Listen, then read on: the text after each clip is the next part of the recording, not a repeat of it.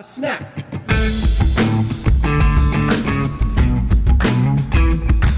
You usually do like this late night sometimes. That's right. Hey, welcome back to another episode of the Ministry Booster Podcast. Hanging out in the garage, my buddy Daniel Kim, buddy. Everybody. Hello. Thanks for the invitation. Excited to be at Tulsa, Oklahoma today. Dude, how are you liking snowy Tulsa late at night, my man? Like, I would maybe not what you say- signed up for. Well, I mean, coming from Chicago, we believe in 2020 rule, but yeah. I would say Oklahoma people are a little soft, but it's okay. I feel good about myself. That's what I'm gonna say. I do love you were here. So we told the folks last couple of weeks that we've had some of our favorite young leaders in youth ministry. We're hanging out. We're talking about some of the things that are next, the conversations in ministry. Right. But we're here at the house hanging out and got the text that school is canceled, and all of the northern guys are like, "What do you mean? It's not even sticking to the ground yet." Right. Yeah. Chicago people are a little more tough, I would say. I would believe you're a little more ready. You're a little more prepared for it, ready That's to make right. it happen. So, oh my That's gosh, right. man.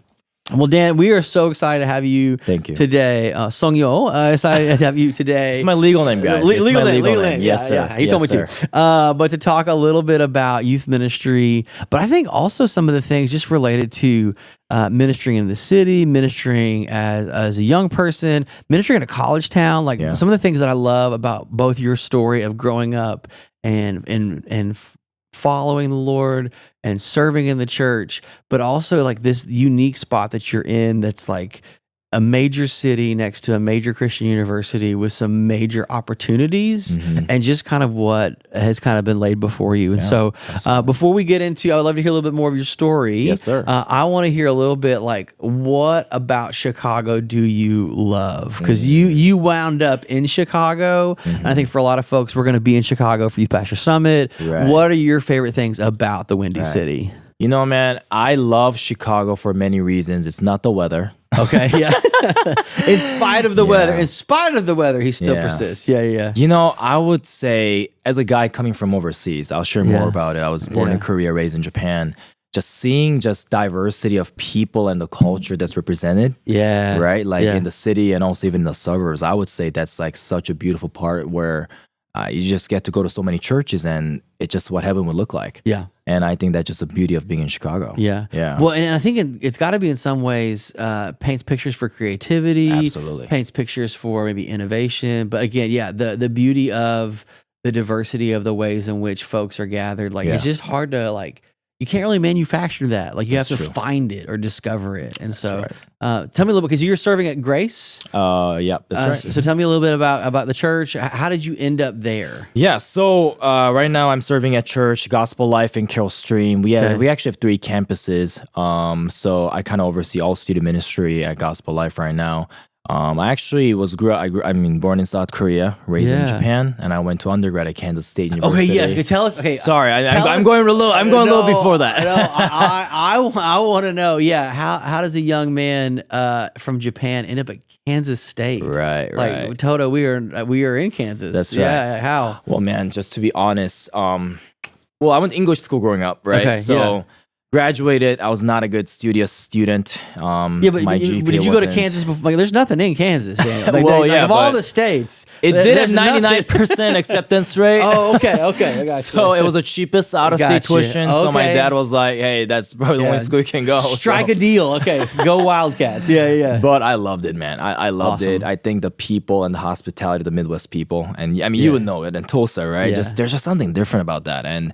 I've always I feel like I was always a little bit too extrovert for the Japanese culture. Okay. I kind of almost felt like I came home in Manhattan. Yeah. So, I mean, no really crazy reason behind why going to K-State. It was just, easy to get in and loved every moment there. Had a lot of great friends. And then came to study. What brought you? I changed my major like 12 times. Nice. Well, that's a good way to maximize But I think I was dollars. busy econ. I remember that was my major. Yeah, love it. Because I think it was 2017. I watched there was a movie called Crazy Rich Asian. Oh, okay, yeah. And my friend, I was motivated. I'll get a degree and I'll fly to Singapore. Other people saw rom-com. You saw motivation. I was like, yes, that'll be me. Yeah, let's do that. Let's do that. Thank you, John Chu. Yeah. And then, But in 2019, I was in New Jersey visiting my aunt. She lives in New Jersey, Pell Park, and I got saved. That was just like a moment where like I encountered the Lord. My life just transformed. And So as a late teen. yeah, man, I think I was 21, 22 or something like that. What happened in Pell Park? What then? Like, I mean, did your family grow up Christian, not Christian? Yeah, or- my dad was an elder, but faith was never my thing. I was never into it. It was my dad's thing, not really my thing. Okay. Nothing dramatic. It was just not for me. Yeah. Right. And one of the spring break, my buddy and I visited Chicago, which is crazy because I'm now Now you're at there, man. That's it. Yeah. at this school called Wheaton College. Right. It was a Christian school. Now actually my church right now is like 5 minutes away from Wheaton College now. And I went to visit there, and one of my best friends from Chicago, he was attending there, and me and my buddy visiting from state school, we were like, hey, like, why are you still going to Wheaton College? He's like, I love it here. And one of the day, he said, hey, Daniel, I can't do something at 10 a.m. because I have to go to chapel. And my buddy and I just froze, and we looked at him. We were like, man, Well, yeah. chapel? Like, bro, this is not a Christian private high school anymore. What are you doing? And I just made fun of him. Bro, you're 20. You're free. I know. I'm like, what are you doing? And then he looked at me, said this one sentence that I just could not forget. It was like, hey, Daniel, I think there's something more in life than you imagine. And he just said it so nonchalantly. He was laughing, and just this question just never stayed away from my head for 6 months, right? Yeah. And that was a summer. Okay. And then that summer I was like wanting to wrestle with this question of something more. And then remember that my dad, my mom, they were devoted Christians. So first time in 5 to 6 years, I was like, let's try out a church. So I went to my Google. I looked up Korean church near me. There was one 2.1 mile away. Yeah. I put on no AirPods back then, so it was like my string headphones. I walked 2 miles to a Korean church, and I heard the gospel, and the rest is history. Okay. Yeah. Dude, that's pretty cool. Again, the testimony of a friend, the positive peer pressure, and the importance of local churches being Google listed. I mean, like 100%. That's the postmodern parable, right? I agree, man. It's one of Absolutely. those. It's the friend called out something in you that you needed to hear, right? And the local church was accessible in a way in which we needed to find, right? Well, okay, young Spurgeon. What was preached that day? What was the message? Do you remember? Well, I remember it. It was actually little kids never remember, but you were 21, so maybe you remember. Well, to be fair, it was a Korean church, all right. Okay, it was actually I got saved in Korean, my friends. Yeah, that's good. That's good. I think it was Ananias and Sapphira. I think it was a story of that. Yeah. But I think at the end there was just such a clear gospel message of how God wants every single piece of us. And for me, it was like more like during the response moment, just kind of picturing God, just like there's a story of a prodigal son, like him just standing, embracing, being in my hardest moments when I was indifferent. Like that was just such a beautiful moment, and my life changed after that day. That's amazing, man. Yeah. Okay. Well, so that gets us up a little bit. How do you go from young believer Daniel 21 to ended up serving at a church? What was the journey there to got get you saved, and then God saved my life, and then it was 2018, and then I went back to K-State. I was almost done with my study, and during those 6 months, like it's just hard to express in words, but like, and there's just so much desire for me to study God's word, and I was like, man, like I feel like there's something more in my life. That became your study? Yeah, and I think that was a moment where I got the internal calling. I wouldn't say calling as a pastor. It was internal calling for me to go and study in depth with the word. Okay. So I called my friend, because remember my friend Wheaton College, who helped me to get, there's something more to your life. There's something more to this book. Yeah. This I like this friend. We're going to come back to this friend again. I know, we will. Yeah. And he introduced me to a school called Moody Bible in Chicago. He said, hey, there's a school that, that's affordable for Christian education. You should look into it. And I looked into it. I loved it. And after 6 months, I prayed about it. And I called my parents. I said, hey, like, I know this is not what you have imagined, but I think I want to transfer the Moody Bible to just study. Yeah. I don't know if it's missionary, pastor, teacher. I don't know what it is, but I think God is stirring my heart. Yeah. Wow. And they were upset. They were like, no, just graduate, get a job, and maybe go to seminary later. Yeah. But, God was making it so evident in my life of like, he was just pushing me out of K-State and saying, go start your college again in Chicago. But then I had to start as a freshman again. Okay. Which was a concern of my parents. Yeah, but, yeah. Is it a setback? Are we starting over instead of finishing? Yeah. But but it was just so evident, and And then I remember like a week later, my dad calls me and he said, "Hey, if the Lord tells you to go, you gotta go." And I packed my bag and I went back to Chicago, Illinois with 2 suitcases, no friends, no connection, no cousins. I'm international student, right? Just it was dropping bags at the dorms, just ready to go. Yeah. I still get choked up when I go to O'Hare Airport. I'm like, man, I remember how I got it. I remember how I got to O'Hare in 2019. So and then I started college again as a freshman, and kind of stuck around. College as a freshman again, just in time for COVID too, right? Like that's right. I was a COVID grad, for sure. Yeah. That's one of the parts again, like that. I mean, almost like monastic for you in some ways of like literally like the call to study at a new school during a very difficult season. What are some of the things that you think God has done and is continuing to like produce out of you because of that? Like, are you seeing? I mean, maybe that was a necessary thing then, but is there even more fruit from that now? Or? Absolutely. I would say the biggest word is resilience, and also I mean, it sounds vague and cliche, but I think it's resilience and faith, right? And whenever I read the book of Genesis, just the fact that Abraham had to leave, just because God simply told him to leave, had to go, and I really lived that life, right? And it was scary, but because I was able to make those hard decisions, now I get to reflect on what God has done in my life. Even in the hard moments when I'm like, man, I'm not understanding this in my job and personal life, I always go back to those moments like, man, like when I was still obedient, He has given me every single thing that I need in my life. So it's a beautiful, it was hard. Don't get me wrong. It was really, really hard. And I can go more about it. But that's such a powerful way to talk about it, because I think for so many folks, faith is just a really spiritual way to say patience. Yeah. But what I heard you say was that it's also a really important way to say provision. That God will also provide. 100%. Because I think for so many folks, faith is like, well, we'll hang around till something else happens, but we'll stay busy in the meantime and lose sight of the actual, the thing, like whatever we've been called to do, the depth, the study. And so that's powerful, man. Yeah. Tell me a little bit more what life at Moody was like, not to like, pedestal or criticize or whatever, but like, I just want to know, like, again, there's several parts of your life that are we kind of talked about third culture stuff. Absolutely. But 100%. public school in Kansas. That's right. To Christian Bible school in Chicago. Go. Man. I know this is a safe space with my fellow youth pastors. Is that how much culture clash? Like a little bit, not a lot, or unexpected? It was very unexpected. Well, at Kansas State, I was actually also in a fraternity. Okay. Yeah. Yeah, so I was really living out the extreme way of secular life, and then full college experience. God drastically changed my life, which is great. But now I have to go to one of the smallest school. Yes. In the middle of Chicago without any friends. So it was hard, man. Also, again, Manhattan, Kansas, which is nothing but K-State. Right. And then Moody Bible, which is like the smallest one of so many schools in one of our most major cities. And I transferred in January, so I only had like 2 to 3 weeks to process this. And I'm like, have to get used to it now. Yeah, and it was. And again, also at the same time, I'm also an international student. Yeah. So it's like, woo! Trying to get used to this country, and now it's a different city. So, it was hard. I think I struggle making friends, I would say, first semester, to be honest with you.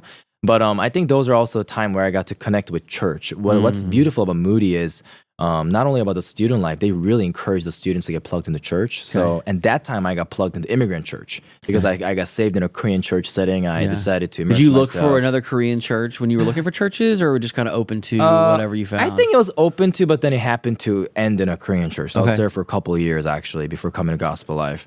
But yeah, I mean, I love my life in Moody. I loved how they were so practical in teaching those curriculums and studies that would actually work in practical settings in ministry, right? So those are really helpful.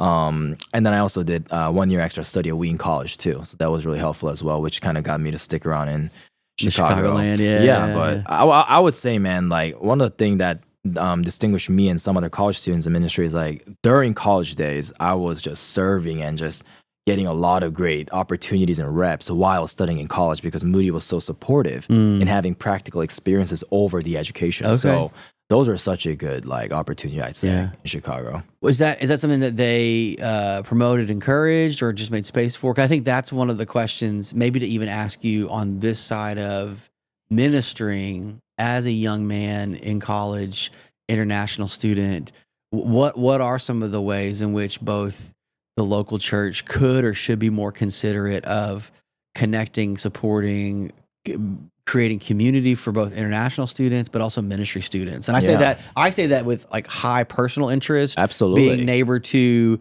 a couple different Christian schools, and one of them in particular being very globalized. Really, yeah. Like how do we do a better job? How has it done well? How do we do a better job? Right. 'Cause I think that's one of the things that the church, I mean, could be a 100%. blessing. Yeah. 100%. You know, I think I see two ways. One is a school's way of. One thing that I think Moody did really well is this thing called practical Christian ministry. So every single student from freshman until senior, you're required every week to spend 2 hours in a practical ministry setting. Okay. Meaning it could be in a church, it could be in a nonprofit, it could be in a education related. Like you have to serve like in a volunteer setting that's related to your major. If it's youth min, you're doing a youth internship. Okay. Right? So yeah. I love that. It's like, and it was mandatory. You had to log those hours, and like, you know, you're actually fined if you didn't log it. No excuses. That's right. You got to do it. You got to do it. All the hard work. But when it comes to church side, man, I would say I just love those robust residency and internship programs in churches. And I know this sounds very cliche, and my dream and my vision of when people ask me, hey Daniel, like why why are you in ministry, like all these things like that, obviously it's because God has called me, but I also have this little vision and hope that, man, as an international student, as a third culture kid, I just want to be a pioneer who paved the way where international student was not afraid to step out of their comfort zone. And if there are more opportunities from bigger churches, small churches, whatever church setting, if they are able to spend maybe 2 or 3 hours with this young, you know, maybe English second language kids sometimes coming through, and just really develop them, spend time with them, and just really pour into them.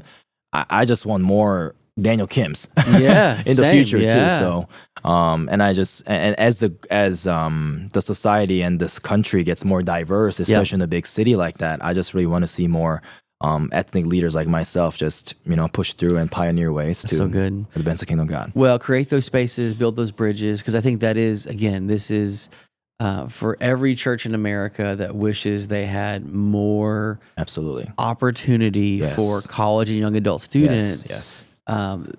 That may surprise them where it comes from. Right. And I also think for so many of our teenagers, and this is maybe some of the other part of the conversation. I mean, at least, like, again, living here in Oklahoma, serving in North Carolina and Texas, there is a lot of like third culture kids that may either be, I mean, for in Oklahoma, Texas, there's a lot of Hispanic students who they are, you know, playing both the role of interpreter at home and then also trying to figure out who they are in the mix. And so Tulsa proper, we've got a large group of Burmese refugees that have like the Jinx High School is like the third largest ethnic group or fourth largest ethnic group in Jinx High School is actually like Zomi, so it's Burmese, and so like the ways in which that culture has impacted even in a public school and even in a community matters to our local churches. Like we actually have Zomi Baptist churches in Jinx America or whatever, and it's one of those like wait, you know, but that's one of the things to know is that like even in suburban areas there is pockets of diversification that may be partners in ministry, but also like families in connection and community to be more aware of in the ways in which they are in the lives of youth ministry in particular. Because that is one of the places, and we see it really notably, at least in the places that I've been. It's the kid whose parents maybe are first gen and they're second gen. Right. And so they're having to be that person that like they speak English at school, and then maybe they go to church with mom and dad who they worship in a different language. Right. Yeah. And I have a friend that like the way in which she kind of like painted that picture to me of like I am literally one language at school and one language at home, yes, a lot, but having to choose what language I worship in. Ooh. And so I would love to ask you, like, do you ever have moments where like you sing like did they ever jump like English to Korean or Japanese? Like what does that look like? It's so funny. Like what language or voice or song does God sing over you? Is it all or what? Yeah. You know, believe it or not, so when I pray, like it's always in Korean. Okay. I mean, at church when I'm in a pulpit, I did English, but Sure. in my head, like when But your heart language, head language, every yeah, time. yeah. Prayer as well, my personal prayer like that as well. Even when I do my sermon prep, Okay. even with the American curriculum, I open the Korean Bible first. Okay. Yeah, I think it's just the Korean side of me because Yeah. I only lived there 5 years if you think about it, but just I don't know. It just I think language wise, it was always my first language. Yeah. It was your first language. Yeah. But I just think and I love how you said about the second gen. Like there are so many kids and families where at school you're American and you go home and you are Spanish, Korean, Chinese, or whatever. And there's definitely difficulty in that, but at the same time, it's just also beautiful that the Word of God is now translated into many different languages. Yeah. And I just think there's so much beauty in that. And whenever I think to myself, God, why did you give me this unique gift of having 3 different languages? Yeah. What I'm thinking is, man, I want to be the 300% person to be able to preach in 3 different languages one day. Yeah. So yeah. I just always trying to think positive and trying to be a pioneer and help all the second gens to just hear the gospel in many different ways. Yeah. Is there any word of encouragement you'd give to a youth pastor that maybe has some students that are maybe their church is trying to sort it out and figure it out, but maybe there is a grouping of third culture kids that whether it's Spanish, Chinese, Korean, like how can we better serve them, encourage them? What's a word that you would give a youth pastor trying to do right by them? Yeah, and as a guy who was serving as a youth intern, even at an immigrant church, like I really understand the pain of what it's like to pastor the kids who are third culture or second gen or even kids who don't speak English. But I think my words of encouragement is, man, like when I was a teenager, I had to go to church sometimes, and there's this like one English guy, and I didn't speak any English back then. It was just not that good, right? And there's this guy who was always so patient. He was always so kind. He always prayed over me. And sure, the connection wasn't there. He probably thought I was not warm. He probably thought I was cold. But man, I just felt the love and genuine care from this man. Yeah. So I just want other youth pastors to experience and know the fact that, hey, it's not just always a language barrier or even the cultural barrier. Like, hey, like God's love always surpasses that. Yeah. So, keep pastoring them, keep loving them, keep praying for them. Like they are going to know and it's going to make difference in their life. That's awesome, man. Yeah. Well, I want to bring your friend back up because one of the things that we're going to talk about is mentorship and just some of the people that God brings along our way. And so I want to open to you and just kind of hear what some of the things that have been kind of passionate for you because part of how we got connected and some of the conversations and some of the things that just drive the ways in which we keep up with each other have been kind of mentoring questions. Who are some of the people along the way that have been those mentors, those key questions, those key moments that maybe you didn't even know you were looking for that found you? But like, what has mentorship looked like in your growing? Because again, that's part of the unique situation of maybe growing up and knowing stories of faith and scripture, but Jesus becoming real, like being saved just in the last few years. Like, what is that created a need for, and how has mentoring been a part of that? 100%. Yeah, absolutely. So I think I should kind of go back to the years in Moody. So after serving at immigrant church for a couple of years, being at Moody for a year, 2.5 years later, after serving immigrant church, I left the immigrant church really hoping to like learn and grow. And I had applied to Gospel Life Church. They had an opening at student pastor position, and I heard about it, met the pastors. Everything went great. Right. And I had a final interview with the family, with the parents. And then I left the meeting, now waiting for my contract and seeing when I'm going to start. And my executive pastor calls me to his office and say, hey, I just talked to the parents. We just don't think you're the right candidate. Oh, okay. It was like getting punched right in the nose. But you were like, but I killed it back there. It was so good. I know, right? I was like, whoa, what do you mean? Like, I have a bachelor's degree. I have a master's degree. Like, man, like, I know I can crush it. Yeah. And, man. And then it was really tough. And the day after, the other campus pastor, his name is Pastor Austin, he called me to his coffee shop, and like, it was like the hardest conversation of like, hey, like, I see the biggest potential in you, but you're not there yet. But come join as an intern or whatever, the resident, like we will develop you to become a young, sharp leader. Okay. And by the way, this was 25-year-old man who needed a full-time job. Yeah. Who had the degrees that everyone was You're looking like, actually, for. I have school debt, so let's, Yeah. No, but then like I went home and I just called my dad and I said, "Hey, Dad, like, I thought this whole job thing fell through, and do I just look for a new job or this church they're willing to pour into me, they're willing to develop me, but like I also gotta pay the bills." And my father said in Korean, saying, "Daniel, make a decision in your life that in 10 years later you would look back and say, I'm so glad I made the decision." So I told my girlfriend, who became my wife. Yeah. Girlfriend at the time. Girlfriend at the time. Yeah. My favorite phrase. Yeah, yeah. And I said, "Hey, I'm gonna do this thing, this Yeah. part-time but full-time internship at Gospel Life. I'm making almost no money." And she thought I was crazy, but and I still did it. And man, that was the best decision I made in my life. And in the first week of that, after just going into this internship, as you can imagine, I'm bothered. I'm like, man, like my ego hurt. I'm like, I cannot play. Like I'm going to this job that I didn't get. Yeah. And now I have to start from the rock bottom. Yeah. Yeah. And it's on top of my ego being hurting. My executive pastor calls me to his office once again, and he says, "Hey, like I want you to meet with this guy named Dave twice a month as your life mentor. Okay. You make an initiative. Here's a phone number. You just got assigned to Dave. They're like, we have a Dave for you. Yeah. And I need to give you a little context here. This guy called Dave Yeah. was the guy who was in my final interview as a youth pastor, who went to my lead pastor and say, this guy should not be the youth pastor. God, Can you Veto imagine? Dave. Veto Dave. I'm like, wow, this guy's trying to write some Korean drama or something. Yeah, I'm like, that's this it, is man. wild. Yeah. Yeah, and then as you can imagine, man, the meeting I had with him, he became my life mentor, but I didn't know how to begin. It's like, what does that even mean? I never had mentors in my life. Yeah. The whole development, like pouring out all these whatever lingo that church is using. I'm not used to that. God, doesn't it feel like code words sometimes? Absolutely. We're just like, wait, what are we talking about? Yeah. It feels like someone's filming. I'm like, are you like recording this? You know? Right. But we're just here to like set you on a path yeah, of just like, you know, improvement. You're like, wait, are you firing me? No, man, we just want to like. Dude, that's so true. It happens. So, No, man, but yeah, and then we met. It was super awkward, and I was like, what were those meetings like? it was like I can't. first is like I don't have a lot of thoughts that are positive about mandatory meetings. I know exactly. Yeah. And I remember leaving the first meeting, I was like, okay, this is not gonna work out.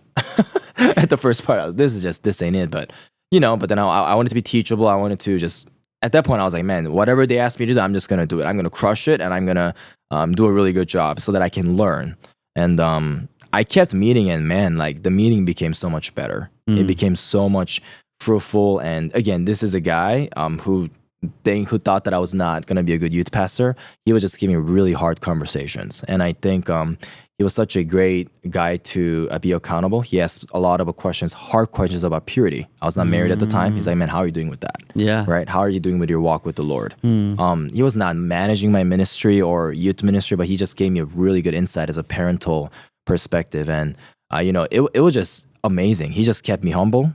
And it just allowed me to still be teachable, still fear God, and not let my arrogance or my pride get in my way, because he would always call me out in a godly way. Yeah. And it was amazing, and it eventually became such a great like friendship now, where he actually got to pray over me when I got installed as a student pastor, because church was like in 2 months after getting mentorship, they were like, hey, like, we should have you be a student pastor, which is why I'm still here right now. Yeah. He prayed over me for student installation. He sat on my ordination council, and he also prayed over me for my ordination as a pastor.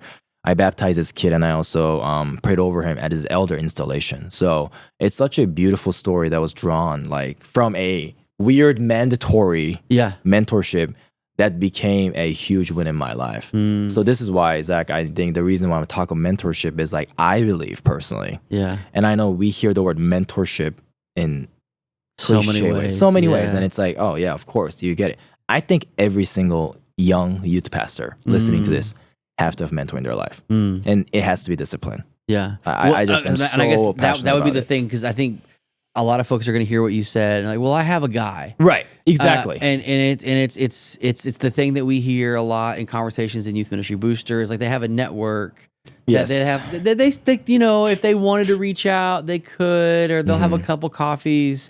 Like, but again, to take the lesson learned from Dave, like that's far more intentional and almost like frictional. Oh, 100%. And so, what are some of the ways in which you would like as someone who has benefited from, Mm-hmm. encourage someone else to like. I mean, let's not use the code words. Let's use the real words. Yes, let's do Submit it. to that kind Yes. of mentoring. Like, Right. Again, because it wasn't what you signed up for; it's what Right. they handed out to you. Right? Yeah. Yeah. I would say so. Right now, whenever in my student ministry setting, when I have a lot of college students who wants to internship with me, I make it mandatory too. Like I don't let it slide. I say, hey, I'll mentor you ministry stuff, but you need to have a life mentor. And that life mentor is not you. Oh, it's not me. It's not you always, because it's not based on the ministerial work. It literally is that life. Because I want it to be a life mentor. Okay. Even so who are executive those pastor. people? So who are those people? How do you pair them? How do you recruit them? How do you pair them? How do you equip them? Yeah. Well, I think, just working ministry, I always have a list of 20 godly men, godly women in my notebook all the time. Yeah. So, and I usually have like 5 to 6 interns every semester. So I really make it mandatory. Like I just really believe that I don't really encourage it. I honestly feel like it's a must. It's a must. No. And you said it too. A lot of guys, I don't think anyone would say I hate mentoring. Yeah. Of course they won't. Yeah.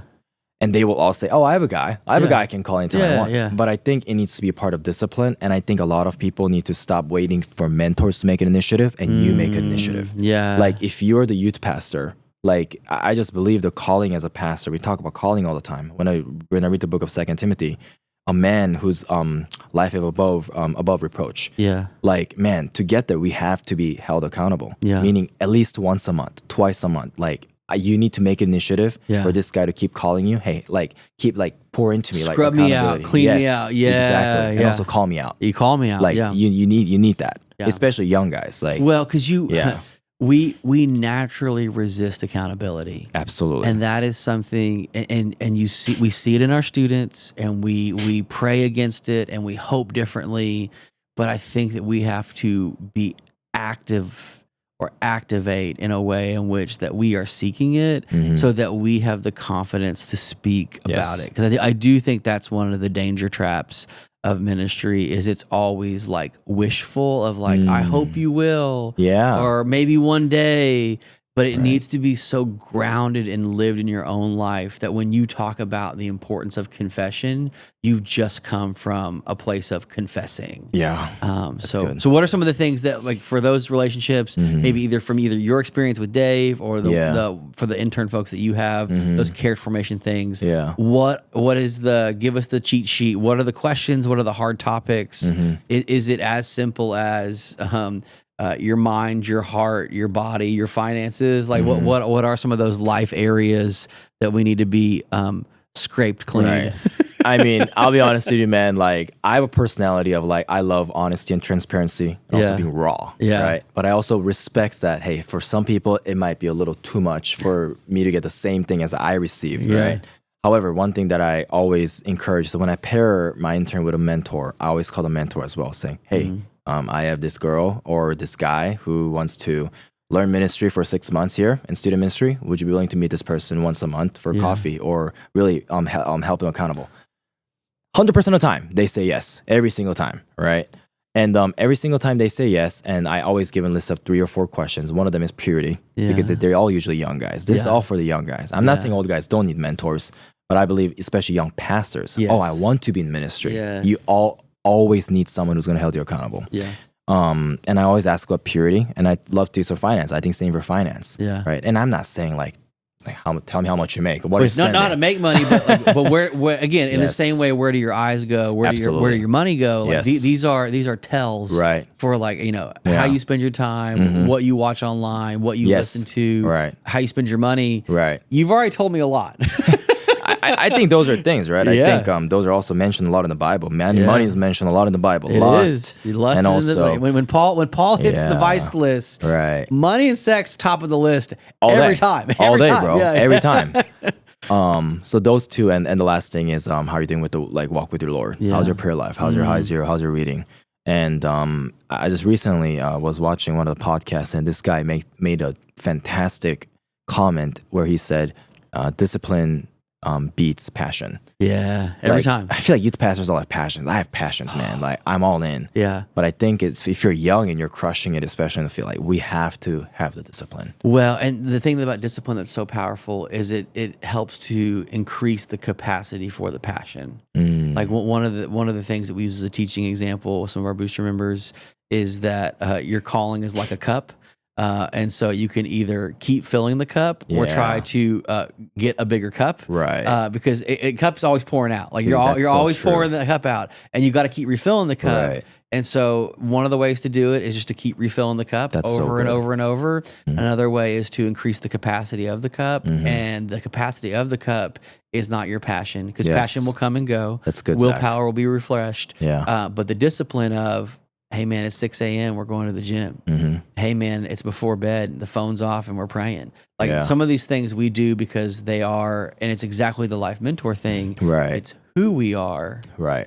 Because it's what we've always done. And I think we leave too much of our faithfulness up to our choice when it should be a matter of both patience and provision. That's true. So that's it, good. man. It's okay. Man, I love it. So what are some of the discipline things that are true in your life? So if we're gonna model it for some of our friends here, so Dan, from Dave to Dan, what are some of the discipline things that are trumping passion for you right now? Like what are the things you're held to? One of the things is reading. Reading the word. My biggest repentance I had in 2024 is I used my sermon prep time as my devotional. Okay.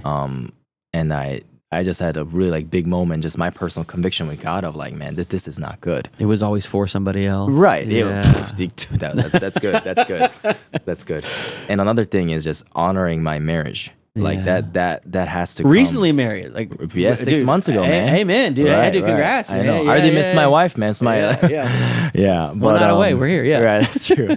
But like just those stuff. You just help me keep telling me like, hey, don't forget, before your pastor, your husband, like your family must live before your ministry live. And man, those wise words, Zach, like I just feel like I was able to grow a lot.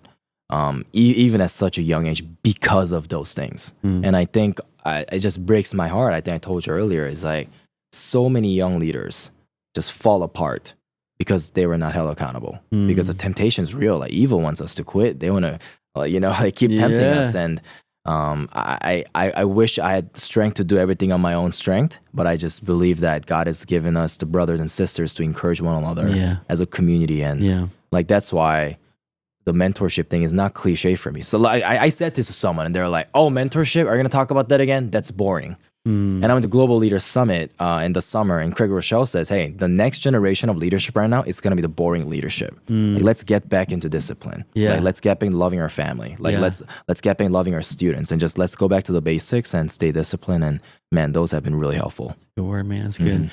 Well, dude, thank you so much for coming to hang out today. Appreciate that. On the way out, we got a gathering of young leaders we've been hanging out with. I know that we're sharing some of the things in some of our next sessions that are like interest to you, piquing your curiosity, putting you to research. Give us a little bit for the folks listening. What is something that from a young leader to maybe someone who's either older, been doing it for a long time, what's something that you're paying attention to or is curious to you that you would want to have their eyes, their study, their learning on? Recently, I read an article that talks about the average average years of youth pastors staying in church youth ministry is 18 months. Yeah. And man, I was heartbroken. It really broke my heart as a next gen guy, and just seeing that that's the national average really broke my heart. And I wish I had a solution to that issue, but just as we talked about mentorship, which I'll bring it up tomorrow as well, like I feel like it could be a small factor to help the young leaders realize, hey, like at times, even if it's hard, you also need resilience. Yeah. Like the grass is not always greener. Yeah. That's right. Right? That's right. That's and right. also, like, I mean, just sometimes ministry is hard, and I'm not saying this to minimize any of the pains that people experience in ministry at all. However, at times, like, we're living in the stage of sanctification, and we have to learn how to disagree well. And we also have to suffer well. So, and this is not, again, to, degrade any of the pains or struggles that people may face in a church setting. But I just wish more young leaders are able to have resilience in a ministry setting and love on their students more than 18 months. That's kind of where my heart is at now. And I don't have an answer yet. Maybe Zach and Chad can help me out, guys. But dude, I don't have an answer, but I will say that the notion of suffering well is something that I think that generations of ministers are going to have to recover. Absolutely. There is a quality to that that is unmistakable and unavoidable. That those that have called into ministry in the study of Scripture time and time again, from the patristic fathers to the prophets, to Jesus himself. That suffering seems inevitable for those that would long to be faithful in a world that's not. So doesn't make it easier. I know, but it puts us in good company. Yes, sir. That's right. That's right. You're right, man. So absolutely. Dan, if folks wanted to follow up with you, connect with you more, what's the best way to do that online? You can email me. And my Instagram is Danny2_ in Tokyo. Tokyo. That's dude, right. Yeah, the guy from Tokyo. So good. We'd love to connect with you. Hit me up at any question. And thank you so much for having me, Zach. All right, man. We'll see you all next week. Dan, hey, Dan, thanks so much, buddy. We'll see you back next week. Yes, sir. See you later. Thanks, everybody.